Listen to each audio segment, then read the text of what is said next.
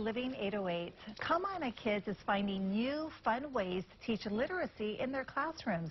And they're going to share some of that info with us today. Now, we welcome in preschool directors Navitra Warline and Chanel Matos. Hello, thank you both for joining us. Hi, thank you for having us. Chanel, why don't we start with you? Why is early literacy so important? Well, believe it or not, early reading skills are the basis towards all learning in all subjects. So identifying early literacy at a young age is critical for them to become creative thinkers, break things down, understand fundamentals of reading, and being better readers sets the foundation for them to be highly successful throughout their educational process. Okay, and you also are developing a love for reading, too, when you start early, right? Now, when we say start early, what age are we talking about? What's a good age to start? Well, you can start as early as in the womb. You know, you can start reading to your child, you know, when mom is with child. Audiobooks, I know Chanel and I have done with, you know, headphones over while you're pregnant. Any age, 6 weeks, it's never too soon to get them, like you said, to start loving books and words and, you know, understanding. That's great.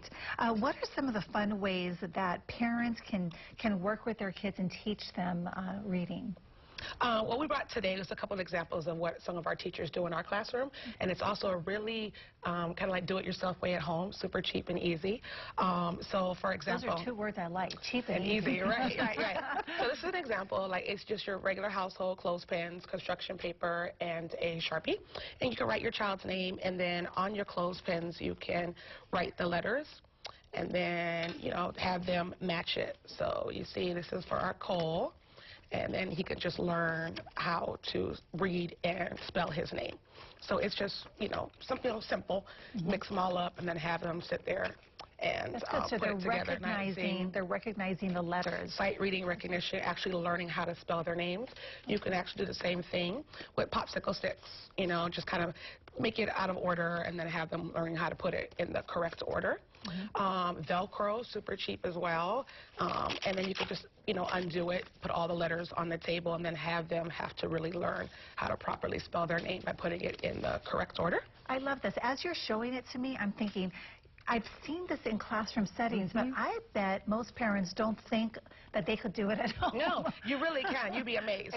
It's super simple. It's really simple. You just have to be creative about it. Right. You can make at-home puzzles, so where, you know, you put their name, cut it up, and I don't know if you can put that together, and then have them also learning how to spell their name. That's so great. And then you put it together. And then you put it together.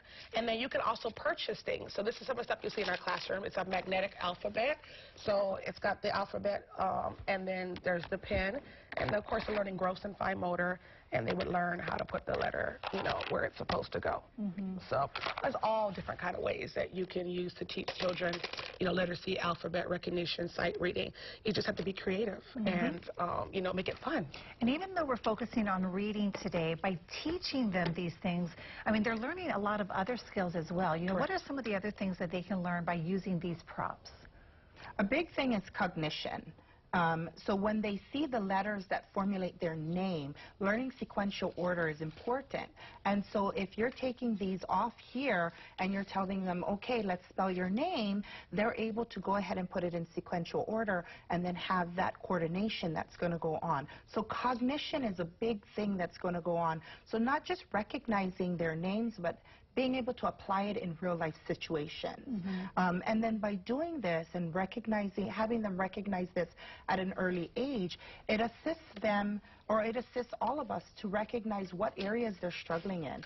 So at a young age, we can learn to identify it and work with them and provide them coping skills. So early literacy is a well-rounded area for children and parents and staff members to recognize the child's strengths, the child's needs, and then give them a sense of confidence when they're able to do these independently. So it's hitting on all core areas of a child's development. I remember when my kids were little and they got something right. You know, that sense of accomplishment. Yes. They were so happy, so proud of themselves, so Right. excited. And they didn't even need a sticker or a popsicle or any type of reward. Yeah, that came later. Just, Yeah. yes. The rewards came later. Yeah. Right. And it's Yeah. rewarding for the staff as well, and even the Yeah. parents when the children go home and they, you know, express what they've learned and they start recognizing letters and things out, you know, at home. It's a beautiful thing. I mean, is. learning is fun.